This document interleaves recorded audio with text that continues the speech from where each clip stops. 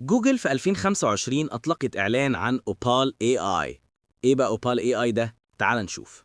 أوبال عبارة عن منصة إنشاء تطبيقات مصغرة بالذكاء الاصطناعي بدون ما تتعب نفسك ولا تتعلم البرمجة. مبدئيا كده أوبل ما بيشتغلش غير في الولايات المتحدة وبعض الدول، بس احنا هنا هنشغله بالفي بي ان.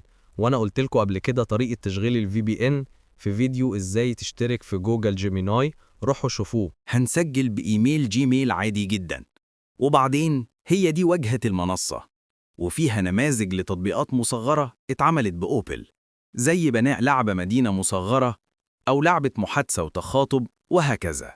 إيه هي أوبل AI؟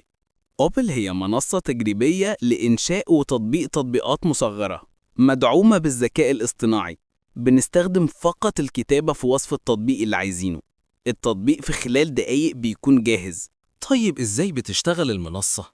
هتوصف فكرة التطبيق بالتفصيل، ولو مش عارف إزاي توصفه هنلجأ لشات جي بي تي يوصفه لنا، وده اللي بنسميه البرومبت. وبعد ما شات جي بي تي يكتب لنا البرومبت ناخده ونبعته في محادثة أوبال. انا هنا مثلا طلبت منه يبني لي تطبيق زي نانو بنانا يدمج الصور في شات جي بي تي، فعمل لي البرومبت وانا كتبت الاوبن يعني. وفعلا مفيش 5 دقايق ولقيت التطبيق اتعمل. وهنا رفعت له أي صورة عشوائية من عندي وقلت له اعمل لي ليهم دمج، ودي النتيجة. كده نكون وصلنا لنهاية الفيديو. لو عايز تتابع كل جديد معانا في ضربة مفك، اشترك في القناة وخليك جزء من عيلتنا.